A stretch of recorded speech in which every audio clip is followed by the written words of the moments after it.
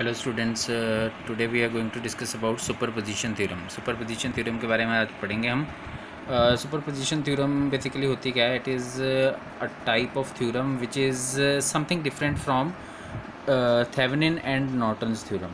ठीक है, इस सुपरपोजिशन थ्योरम में हम कोई नेटवर्क सिंप्लीफाई नहीं करते।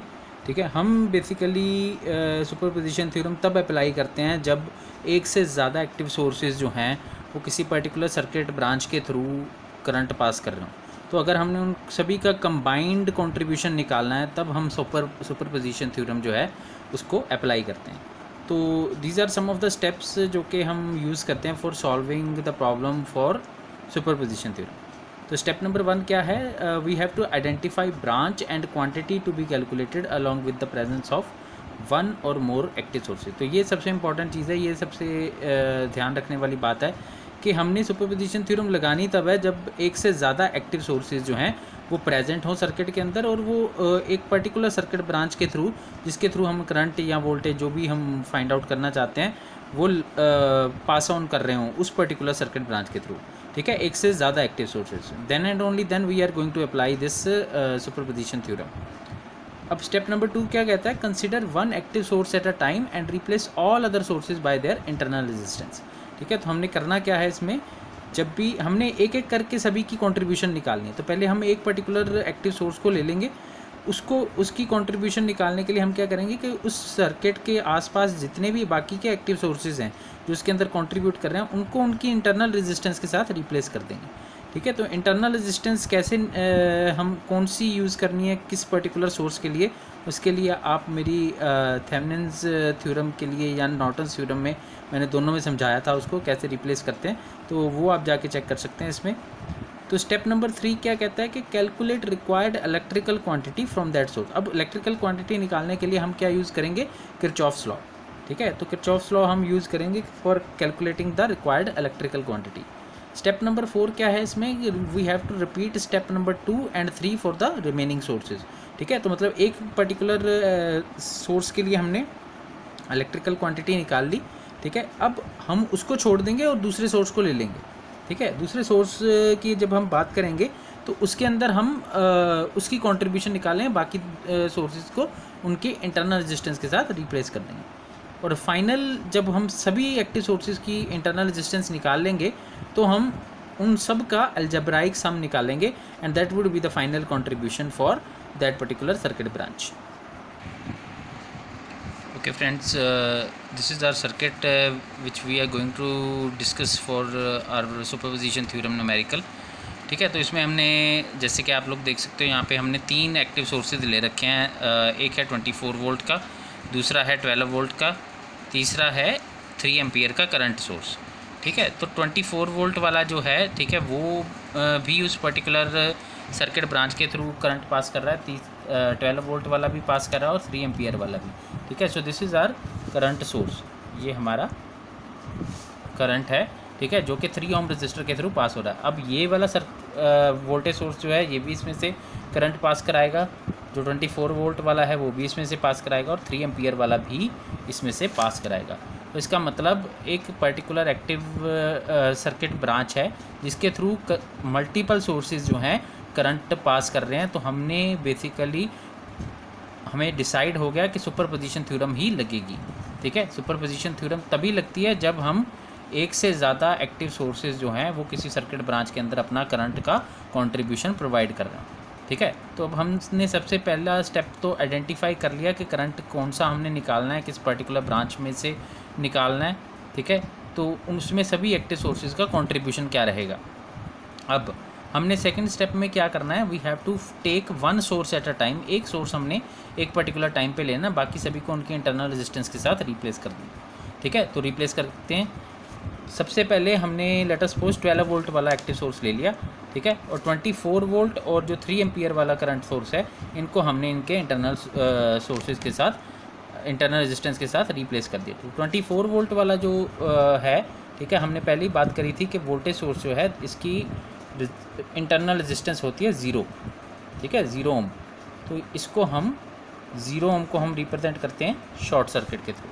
ठीक है, तो हमने उसको शॉर्ट सर्किट के थ्रू रिप्रेजेंट कर दिया। जो 3 एम्पियर वाला था ठीक है, इसकी इंटरनल रेजिस्टेंस होती है इन्फिनाइट, ठीक है। तो इसको हमने ओपन सोर्स के थ्रू रिप्रेजेंट कर दिया, ठीक है। So this is our open circuit, ठीक है।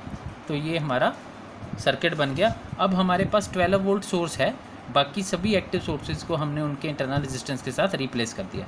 Now what we have to do is we have to simply find out the current flowing through this particular circuit branch, ठीक है। तो हमने इसके थ्रू सर्किट ब्रांच के थ्रू करंट जो है वो जो फ्लो कर रही है उसको हमने फाइंड आउट करना है।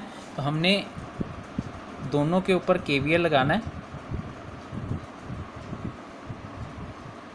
ठीक है। सो let us say this is our I1, this is our I2, ठीक है। तो KVL जब हमने दो मैशेस के अंदर लगाना है तो KVL का फॉर्मूला क्या कहता है कि potential drop potential across entire circuit, sum of potential of across entire circuit would be 0, ठीक है। तो लगाते हैं इसके ऊपर, ठीक है। तो सबसे पहले 8 ओम वाले रजिस्टर में 8I1 प्लस 4, इसके अंदर भी I1 ही जा रही है तो 4I1 प्लस, अब यहाँ पे अगर आप देखो तो करंट सोर्स जो है this would B I1 hair, ठीक है, लेकिन I2 जो है वो इस साइड से आ रहा है, ठीक है। तो that mean they are opposing, so we are having 4 into I1 minus I2 equals to 0, ठीक है। तो ये हमारा KVL हो गया। जब आप इसको सॉल्व करोगे it would be 16I1 minus 4I2 equals to 0, ठीक है। So this is our first equation from mesh number 1, ठीक है।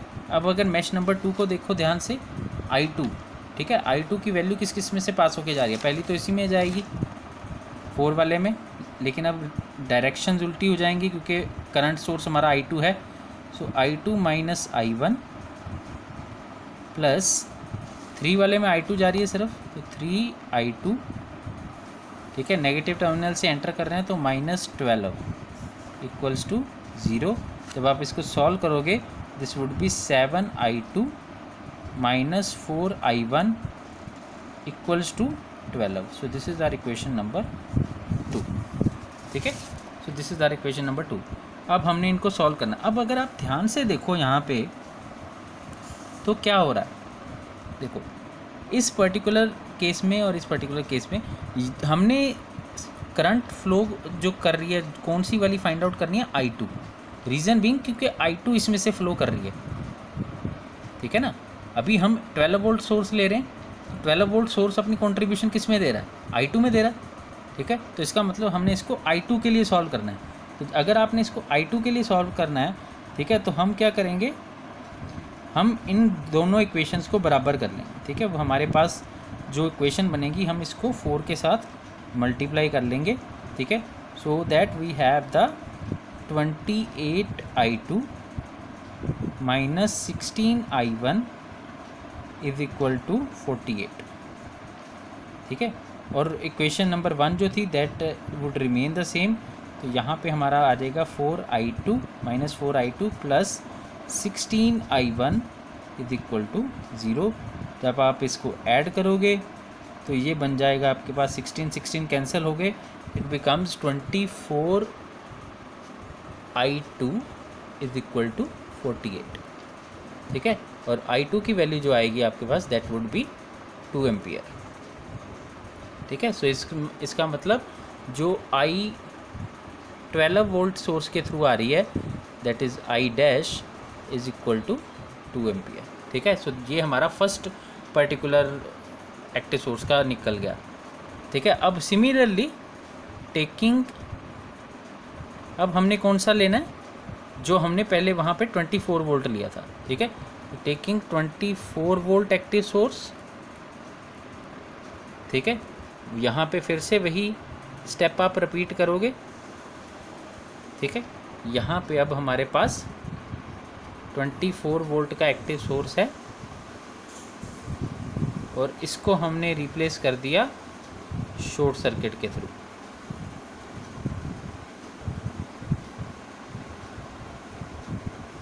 ठीक है।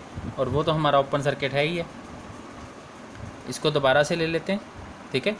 अब चीज़ वही है, I1, अब I1 हमारा वो वाला हो गया, ठीक है। तो KVL अप्लाई किया तो क्या आएगा, 8I1, ठीक है, plus 4I1 plus 4I1 minus I2। लेकिन यहाँ पे क्या आ रहा है, ठीक है, यहाँ पे डायरेक्शंस जो हैं वो हमने रिवर्स कर दी, ठीक है। पॉजिटिव टू नेगेटिव लेते हैं ना कन्वेंशनल करंट की डायरेक्शन, ठीक है। तो हमने ये इस साइड ले लिया, ठीक है। तो इसका मतलब इसमें भी हम इसी साइड लेंगे, ठीक है। तो बस डायरेक्शन रिवर्स हो जाएंगी, बाकी सारा कुछ सेम रहेगा। 4I1 minus I2 minus 24 is equal to 0। तो जब आप इसको सॉल्व करोगे वही चीज़ आएगी, 16I1 minus 4I2 is equal to 24, ठीक है। तो this would be equation number 1 for mesh number 1, ठीक है। अब जब आप इसको मैश 2 के लिए सॉल्व करोगे, सो that would become 3I2 plus 4I2 minus I1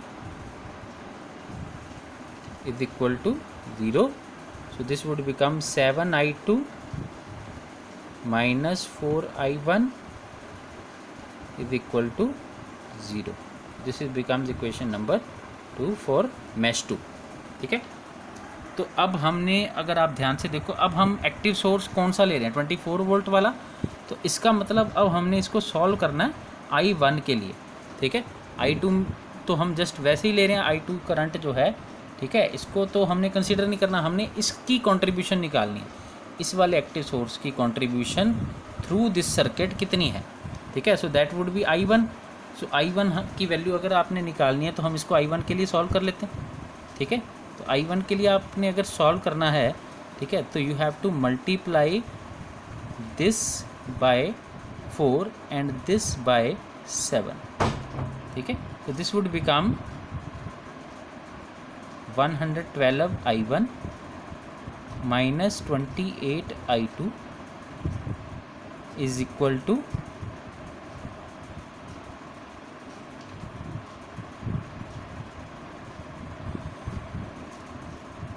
okay. यहाँ पे आपको कुछ भी करने की ज़रूरत ही नहीं पड़ेगी, रीज़न बीइंग 4 नहीं, ठीक है, okay, sorry. So this would become 112I1 minus 28I2 is equal to 168, ठीक है। और नीचे वाली जो है हमारे पास वो बन जाएगी 16I1 minus 16I1 plus 28I2 equals to 0। जब आप इसको सॉल्व करोगे यूजिंग लीनियर इक्वेशन मेथड तो ये कैंसिल हो जाएंगे, ये आपके पास बचेगा 6 and here we are having 96I1 that becomes equal to 168। 96I1 divide by, so 168 divide by 96। So इसको आप सॉल्व कर लोगे, so it would, I think it would provide you something 1.75 ampere,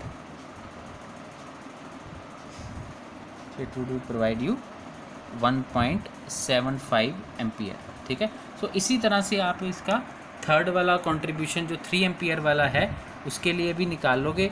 so that after performing all, finding out all those equations, ठीक है, हमने first वाले case में I2 की वैल्यू निकाली थी, सेकंड वाले केस में I1 की वैल्यू निकाली थी, थर्ड वाले केस में I3 हमारे पास ऑलरेडी होगा, तो हमने उसके कॉरस्पॉन्डिंग जो वैल्यू है वो हमने निकाल लेनी है। फाइनली जो आपका समीशन आएगा, ठीक है, summation, so that would be equals to I1 plus I2 plus I3, ठीक है। तो तीनों का कंट्रीब्यूशन जो है, so that would gives you the final value, ठीक है, जो कि आपकी इस सर्किट के लिए आएगी, ठीक है। I hope it would B clear.